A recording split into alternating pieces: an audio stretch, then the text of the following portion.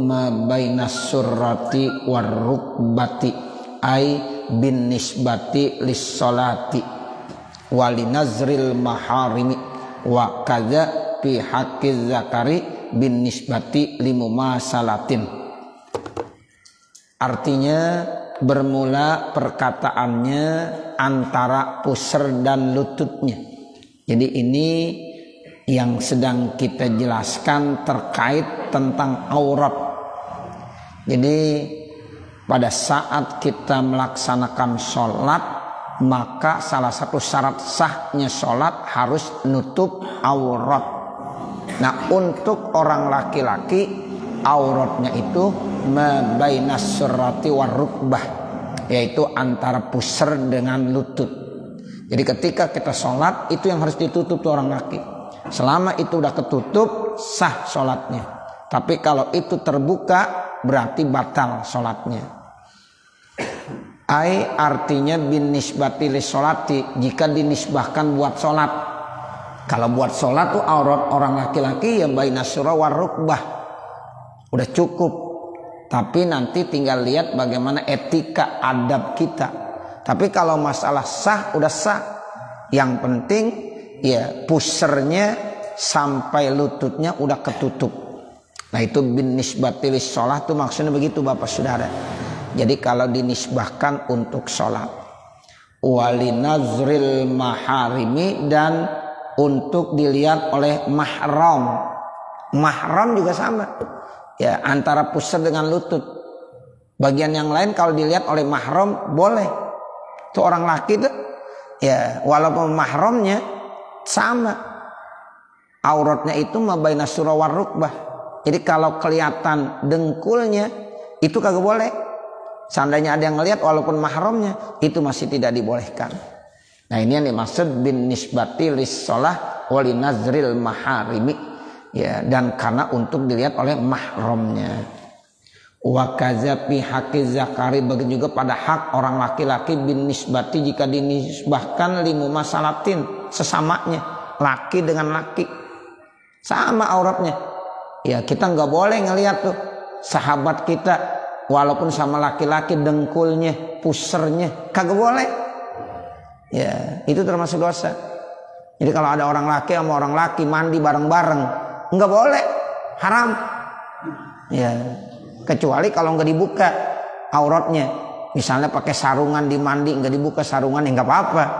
Ya, tapi kalau terbuka auratnya, walaupun sejenis laki sama laki, dengkulnya kelihatan, pusernya kelihatan, dosa, haram, tuh begitu. Ya, jadi jangan disangka itu bukan perbuatan dosa, itu perbuatan dosa maksiat. Nah itu begitu.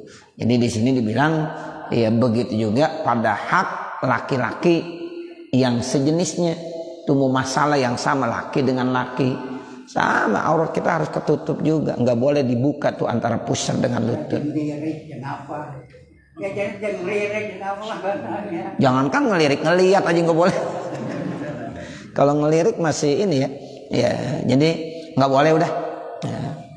Amma auratuhu bin nisbati linazril ajnabiyati, adapun aurat orang laki-laki jika dinisbahkan untuk dilihat oleh perempuan yang lain, ilahi kepada itu orang laki-laki, fajami'u badani, maka seluruh badannya, hatal wajhi wal kafaini, sehingga muka dan dua telapak tangannya, walau inda amnil fitnati, sekalipun aman fitnah.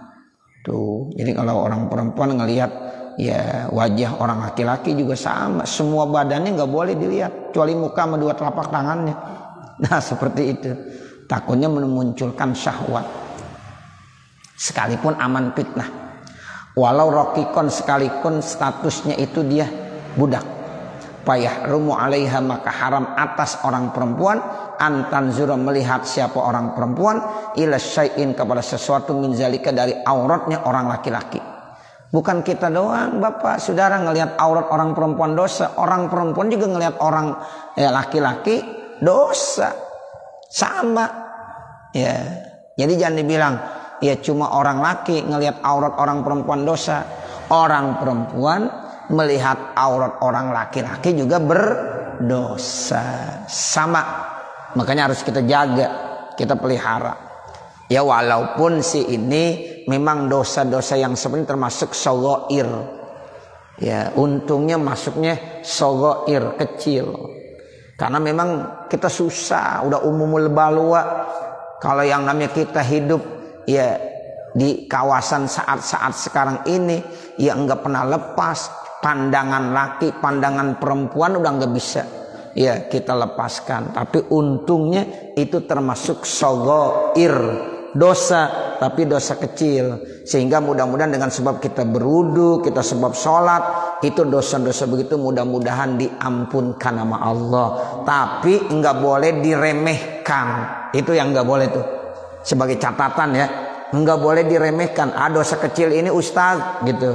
Enggak boleh, itu ngeremehinnya yang enggak boleh.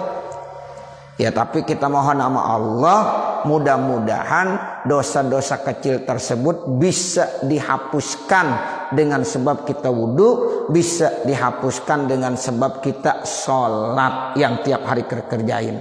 Makanya kalau kita belajar bab wudu, kemarin udah kita bahas, belajar bab sholat udah kita bahas. Itu kalau kita wudu, setiap kali tetesan air yang kena ke anggota tubuh, itu berbarengan dosa-dosa kita juga sama, rontok, hilang. Ya misalnya kita lagi membasuh muka, itu dosa yang disebabkan oleh mata karena suka ngelihat sesuatu ya yang memang itu mestinya nggak boleh dilihat, kita lihat, dosa itu mudah-mudahan diampunkan sama Allah. Yang penting wudunya yang sempurna, yang baik. Nah seperti itu. Sebab kita susah ya, keluar rumah mau merem aja kan nggak bisa. Ya pasti ada aja yang kita lihat.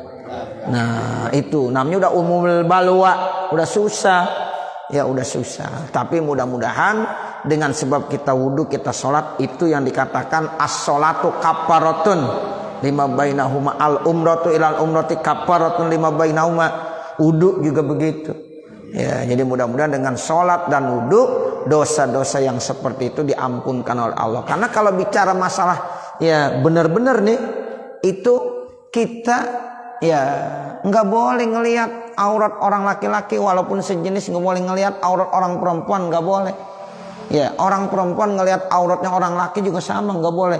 Dan itu bukan sebatas ya antara pusar dengan lutut, seluruh tubuh kita ilal wajah wal kafain. Itu kalau kita bahas kitabnya begitu. Ya, jadi aurat kita kepada orang ajnabiyah, perempuan yang lain, bukan hanya pusat dengan lutut, semua tubuh kita nggak boleh dilihat kecuali muka dengan telapak tangan, sama seperti orang perempuan juga berarti. Nah kan berat kalau begitu. Ya, nah ini, nah makanya mudah-mudahan ini masuk dalam kategori shaghair yang bisa diampunkan oleh Allah dengan kita wudu, dengan kita sholat. Tapi ya, menjadi satu catatan penting, jangan kita meremehkan dosa kecil. Shaghair itu namanya dosa kecil. Walaupun dosa kecil kalau kita remehkan lama-lama banyak nggak? Banyak. Kalau banyak lama-lama gede nggak? Gede. Banyak, numpuk-numpuk. Kecil lama-lama jadi banyak. Tapi mudah-mudahan dengan kita istighfar, mudah-mudahan dengan kita sholat, kita wudhu, karena memang itu tanpa ya kesengajaan dan itu udah umumul balwa. Apalagi kalau kita ya ke mall, ya udah dah. Di mall mah bukan orang laki doang yang kayak lihat pahanya, perempuan. Paha perempuan lebih gampang kita lihat daripada paha ayam, ya. Bener nggak? Iya. Nah begitulah, paha ayam kampung susah sekarang. Tapi kalau paha perempuan gampang dilihatnya. Coba bapak keluar pagi hari, jangan lama-lama di depan 5 menit aja. Ya, udah berapa paha yang dilihat. Begitu. Bakal pancingan. Ini ya memang udah umumul balwa namanya. Tapi mudah-mudahan dengan sebab kita sholat, kita ya wudu, itu dosa-dosa begitu udah diampunkan. Masa kita masih nutup aja begini? Pak Haji ngapain nutup begitu aja? Ya iya. Pakai kacamata hitam ya sama juga. Ya malah orang yang pakai kacamata hitam harus diselidiki dia. Mungkin aja kacamatanya hitam, matanya ngelirik kemana-mana. Di pantai pakai kacamata hitam, wah repot nih. ya mendingan gak pakai kacamata, ngelirik ketahuan ya. Tapi kalau di pantai pakai kacamata hitam, jangan-jangan di ngeliat macem-macem kan begitu ya. Tapi inilah yang disebut dengan umumul balwa. Tetap dalam Islam kita ya muamalah silahkan, bermuamalah silahkan. Dan pada saat kita bermuamalah apa kita nutup muka? Enggak ya, masa bang mbak masa begitu ya, tetap kita liatin kan ya, seperti itu. Nah ini mudah-mudahan insya Allah ya ini masuk dalam kategori as-shaghair ya. Jadi mudah-mudahan dengan ya dosa-dosa yang kita lakukan seperti itu ya, dengan kita sholat, kita wudhu, diampunkan oleh Allah Subhanahu wa ta'ala. Jadi itu ya, walau ya inda amnil fitnah, sampai seperti itu. Wa bin nisbati lil khalwati, dan kalau aurat dinisbahkan pada waktu sunyi sepi nggak ada orang, as-su'atani pakot. Nah itu kalau kita sendirian di kamar nggak ada siapa-siapa, nah itu yang harus ditutup as-su'atani, kemaluan depan, kemaluan belakang gitu. Telanjang nggak boleh, telanjang bulat tetap haram walaupun kita sendirian di kamar tidur ya, nggak pakai apa-apa walaupun nggak ada yang lihat, tetap nggak boleh ya. Jadi ini etika kita diatur oleh ya agama seperti itu, nggak boleh seenaknya saja. Fayajibu alaihi satruhuma, maka wajib menutupinya tuh walaupun tempat gelap sendirian nggak ada siapa-siapa, wajib ditutupin tuh kemaluan depan dan kemaluan belakangnya. Fil khalwati, pada saat lagi sunyi sepi nggak ada siapa-siapa. Wa faidatus satri fil khalwati wa ghairiha, bermula manfaat menutup aurat saat sunyi sepi nggak ada siapa-siapa dan lainnya, ma'ru'yatillahi, padahal Allah kan maha melihat, al-mastur yang udah ditutup, wal ari, dan yang telanjang. Allah mah ya pasti ngelihat, ditutupin Allah lihat ya, apalagi dibuka itu sama aja bagi Allah. Nah sekarang apa manfaatnya? At-ta'addubu ma'allahi ta'ala, untuk menanamkan etika adab kepada Allah Subhanahu wa ta'ala. Tuh tujuannya begitu, mengajarkan etika. Ya walaupun ma Allah ditutupin memang ditutupin sama aja lihat, betul nggak? Iya, gelap terang sama aja ma Allah. Ditutupin tidak ditutupin, ada dinding penghalang maupun tidak ada dinding penghalang, ama Allah semuanya terlihat nampak jelas. Tapi kenapa kita perlu tutupin? Itu at-ta'addub, ajarannya etika adab. Tuh, makanya kita nutup aurat ya, itu salah satunya etika adab kepada Allah, sehingga adab kepada Allah hukumnya wajib. Tuh, jadi kita beradab kepada Allah hukumnya wajib. Ya ada yang bilang begini secara hakiki, ya udah ditutupin maka kagak ditutupin sama aja, Allah tahu juga. Kadang-kadang ada orang begitu ntar ngomongnya. Nih orang yang udah bicara hakikat, wah dikit-dikit hakikat, ya udah sama aja, ente tutup aurat kagak tutup aurat, Allah lihat juga. Nah ini at-ta'addub. Iya bingung, lagunya umat kita. Iya. Jadi etika ya, jadi yang ditanamkan ini adalah etika at-ta'addub, etika kepada Allah Subhanahu wa ta'ala. Makanya adab kepada Allah hukumnya apa? Wajib ya Bapak ya Saudara. Nah seperti itu. Fa innahu yara abdahu al-mustatira, karena Allah pun melihat hambanya yang mustatir, yang udah menutup. Ya kita mau ngumpet, mau bersembunyi di mana aja juga Allah tahu, Allah lihat, Allah ngelihat tuh. Apalagi sekedar hanya berpakaian, ya Allah lihat semuanya, zahir batinnya dilihat. Muta'addiban, tapi itu insya Allah sebagai ta'addub, ya beretika, berakhlak.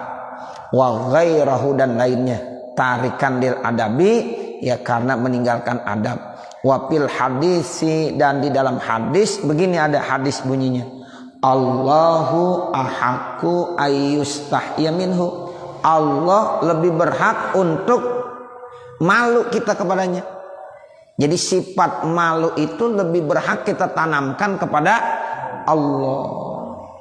Kalau kita kan kadang-kadang malu sama orang. Nah sama Allah lebih malu lagi. Ente pakaian begitu mengapa nggak mau keluar? Malu tuh, ada tamu mau datang tuh. Kalau ada tamu aja kita malu, apalagi sama Allah.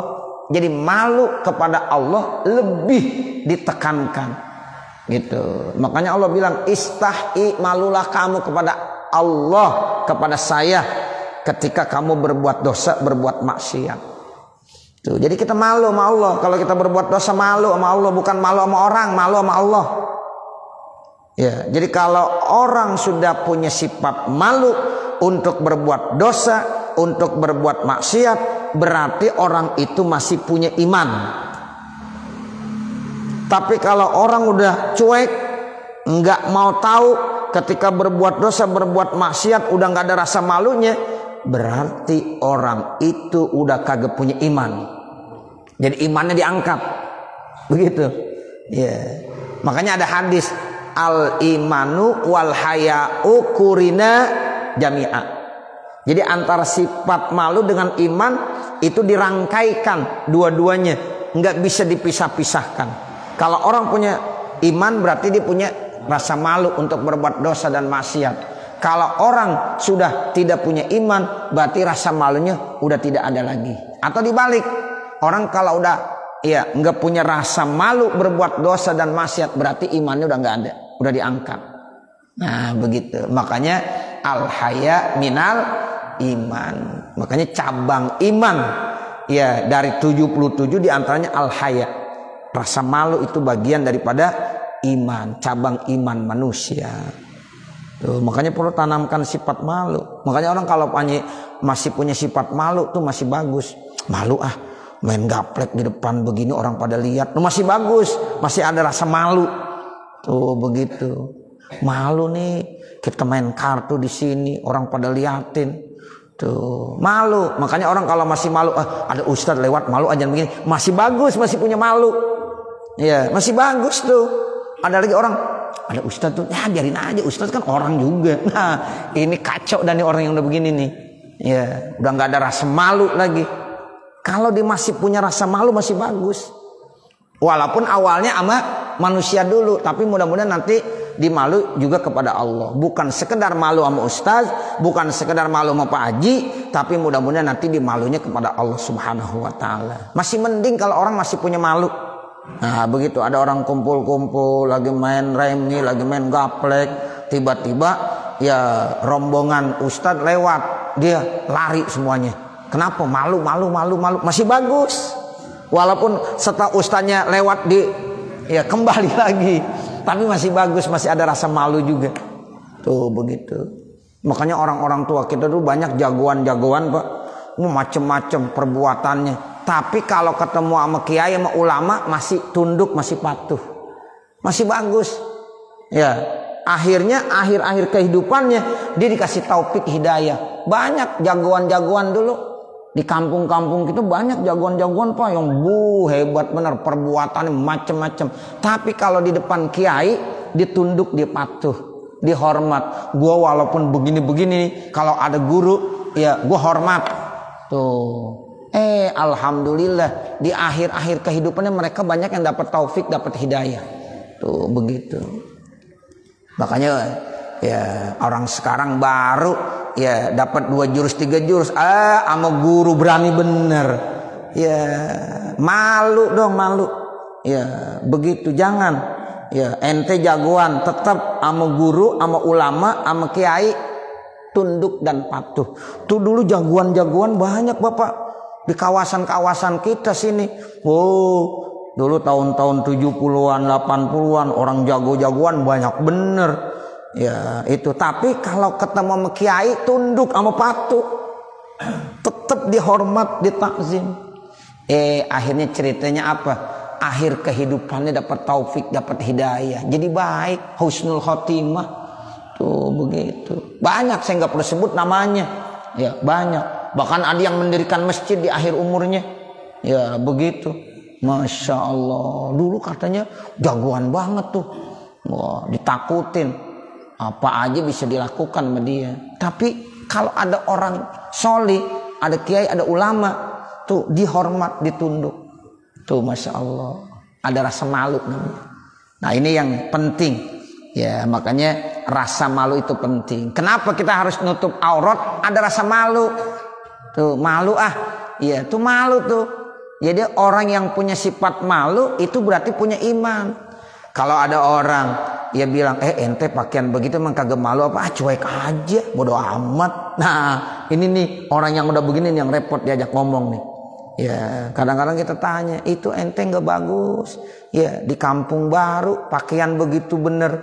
Ya nggak pantas, malu, kita malu di kampung baru pakaian begitu tuh nggak pantas.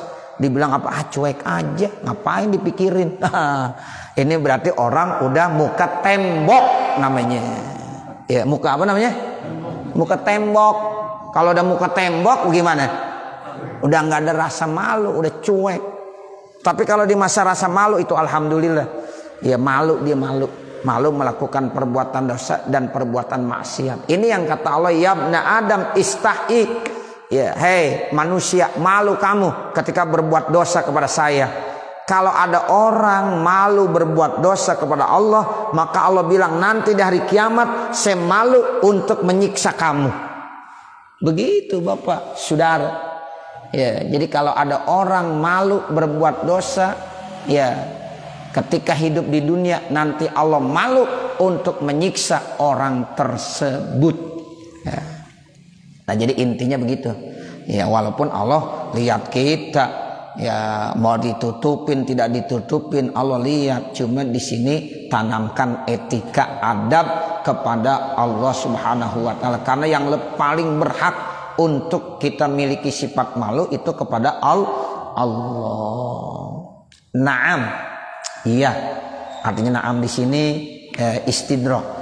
Akan tetapi ya juzu kashfuha fil khalwati, boleh kalau bicara boleh dibukanya tuh aurat pada saat lagi sunyi sepi. Ya walau li adna ghardin, ya walaupun karena tujuan yang tidak terlalu penting. Nggak apa-apa. Contohnya apa? Kata Barudin, panas banget. Ya lagi panas banget pengen ngadem-ngadem. Boleh dibuka. Tabarudin itu supaya ya membuat badannya suhunya jadi dingin. Itu. Jadi dibuka dah pakaiannya. Itu panas banget, panas bener. Nah itu karena kata tabarrud. Jadi tabarrud itu untuk mendinginkan suhu badan. Itu suhu badan kita panas banget. Kalau pakai pakaian di tempat yang sunyi sepi, buka dah ya gerah banget nih. Nah itu buka aurat saat itu boleh, nggak apa-apa. Ya jadi tabarrud namanya. Apa yang kedua, waktu isali mau mandi, ya kita mau mandi nggak apa-apa. Ya kita buka tuh aurat kita. Ya karena ada maksud tujuan gitu. Jarang kan orang mandi nggak dibuka auratnya semuanya ya. Ya biasanya orang kalau mau mandi dibuka auratnya semuanya, ditutup. Nah nanti ya setelah itu dia kembali pakai lagi. Nah itu ada namanya tujuan-tujuan yang dimaksud, masih dibolehkan. Ya juz, boleh hukumnya, tidak berdosa.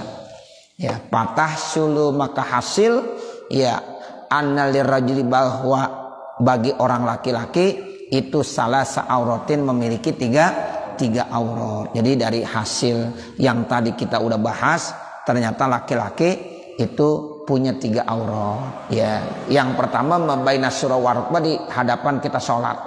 Kalau di hadapan orang perempuan yang ajnabi itu ya mesti semuanya ya tubuh kita kecuali muka dan 2 telapak tangan. Nah sementara kalau di tempat yang sunyi itu su'atani. Ya, yang penting kubul dan duburnya ditutupin.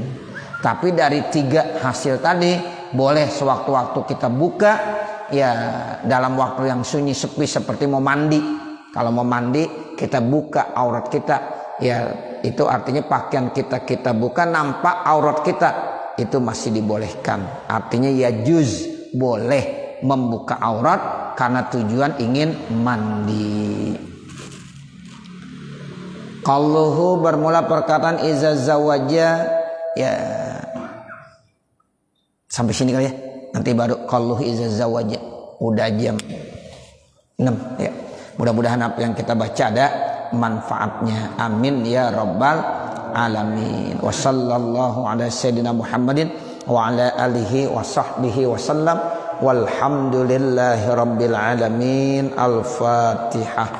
A'udzu billahi minasyaitonir rajim. Bismillahirrahmanirrahim. Alhamdulillahi rabbil alamin. Arrahmanir rahim. Maliki yaumiddin. Iyyaka na'budu wa iyyaka nasta'in. Ihdinas siratal mustaqim. Siratal ladzina an'amta 'alaihim ghairil maghdubi 'alaihim waladdallin. Rabbighfirli wa liwalidayya amin. Bismillahirrahmanirrahim. Alhamdulillahi rabbil alamin. Hamdan yuwaffi ni'amahu wa yukafi mazidah. Ya Rabbana lakal hamdu wa lakas syukru kama yanbaghi li jalali wajhikal karim wa li 'azimi sultanik. Allahumma salli ala sayyidina Muhammad wa ala ali sayyidina Muhammad. Allahumma salli ala sayyidina Muhammad wa ala ali sayyidina Muhammad. Allahumma salli ala sayyidina Muhammad wa ala ali sayyidina Muhammad. Assalatu wassalamu alayka ya Rasulullah. Assalatu wassalamu alayka ya Habiballah. Assalatu wassalamu alayka ya Safwatallah. Allahumma inna nas'aluka ridhaka wal jannah wa na'udzubika min sakhatika wan nar. Allahumma shrah lana sudurana wa yassir lana umurana warham amwatana washfi mardana waqdi hawaijana wahtim bisolihati a'malana birahmatika ya arhamar rahimin. Rabbana atina fid dunya hasanah wa fil akhirati hasanah wa qina adzabannar. Wa sallallahu ala sayyidina Muhammadin wa ala alihi wa sahbihi wa sallam. Walhamdulillahi rabbil alamin. Wassalamualaikum warahmatullahi wabarakatuh.